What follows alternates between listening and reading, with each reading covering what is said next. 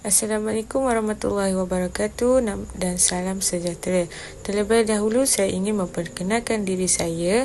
Nama saya Tasha Najiha binti Rozman dan pembentangan ini adalah bagi kursus fiqh ibadah.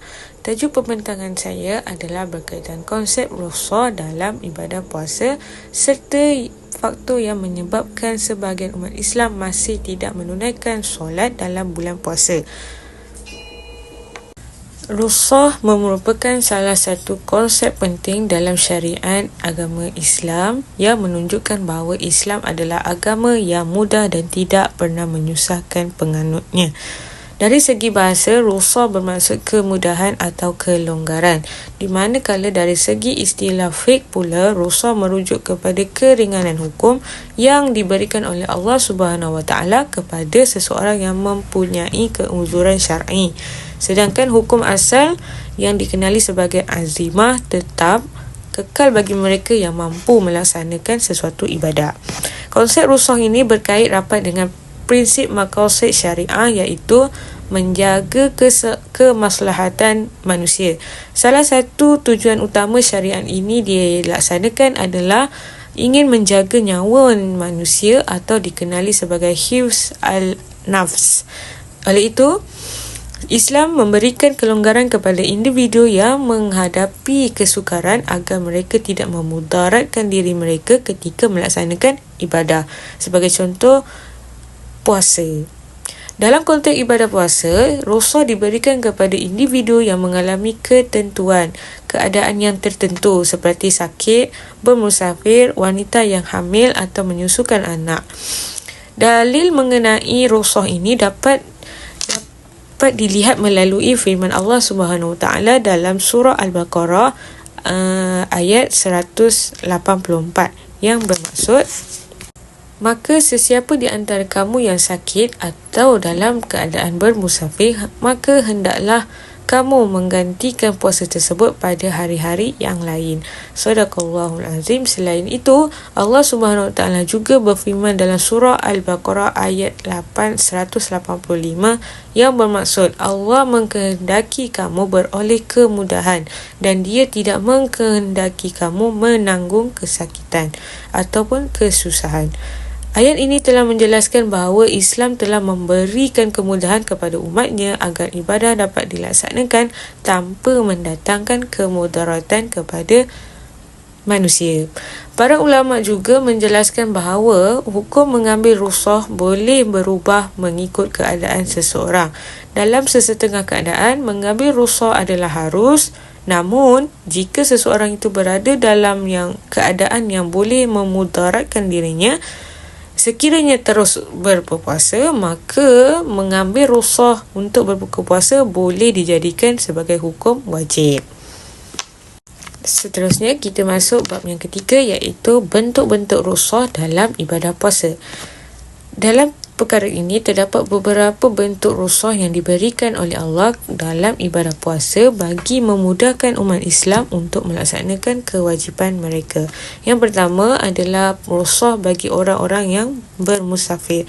Rukhsah pertama ini diberikan kepada orang yang bermusafir. Dalam Islam, seseorang yang melakukan atau menjalani perjalanan yang jauh melebihi 2 marhalah, iaitu kira-kira 80 km, dibenarkan untuk mereka berbuka puasa. Hal ini demikian kerana perjalanan jauh boleh menyebabkan keletihan dan kesukaran kepada seseorang individu tersebut. Oleh itu, Islam telah memberikan kelonggaran kepada yang bermusafir ini untuk berbuka puasa dan mestilah menggantikan puasa tersebut pada hari yang lain. Para ulama juga mempunyai pandangan mengenai keutamaan sama ada berpuasa atau berbuka ketika bermusafir. Menurut sebahagian ulama seperti mazhab Syafi'i, berpuasa adalah lebih afdal sekiranya seseorang itu masih mampu melakukannya tanpa mengalami kemudaratan. Namun, jika puasa boleh mendatangkan keletihan yang melampau, maka berbuka adalah jalan yang lebih baik. Yang kedua pula adalah rukhsah bagi orang yang sakit. Sekiranya seseorang itu sakit dan berpuasa boleh menyebabkan penyakitnya akan menjadi lebih teruk atau akan bolehkan melambatkan atau boleh melambatkan proses penyembuhan, maka dia dibenarkan untuk berbuka puasa. Perkara ini selaras dengan prinsip syariat Islam yang menekankan kepentingan menjaga kesihatan dan nyawa manusia. Namun begitu, individu yang meninggalkan puasa kerana sakit wajiblah mengganti puasa tersebut pada hari yang lain apabila mereka telah sembuh dan mempunyai kemampuan untuk berpuasa.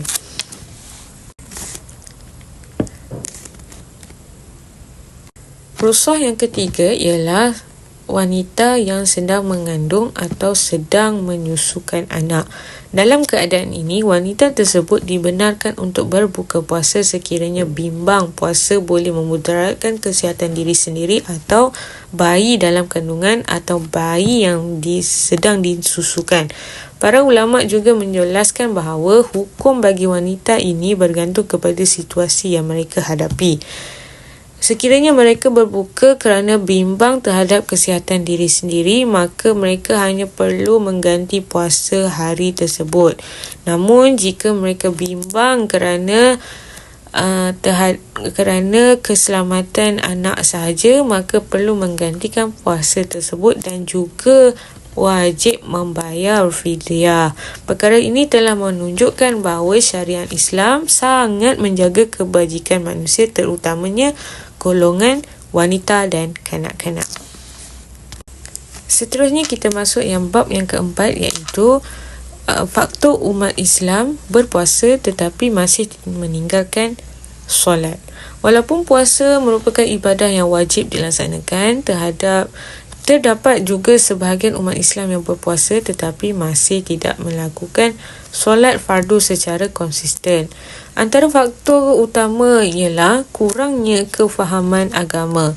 Sesetengah individu memahami bahawa puasa adalah suatu kewajipan, tetapi mereka tidak menyedari bahawa solat juga merupakan ibadah yang paling utama selepas mengucap 2 kalimah syahadah dalam rukun Islam. Solat juga dikenali sebagai tiang agama yang akan menjadi asas kepada amalan seseorang Muslim. Faktor yang kedua ialah pengaruh persekitaran dan rakan sebaya. Persekitaran ini memainkan peranan penting dalam membentuk amalan seseorang individu. Sekiranya seseorang itu berada dalam suasana yang tidak menitik beratkan solat, maka kemungkinan untuk meninggalkan solat itu juga akan menjadi lebih tinggi untuk ditinggalkan. Faktor yang ketiga ialah sikap sambil lewa terhadap kewajiban solat.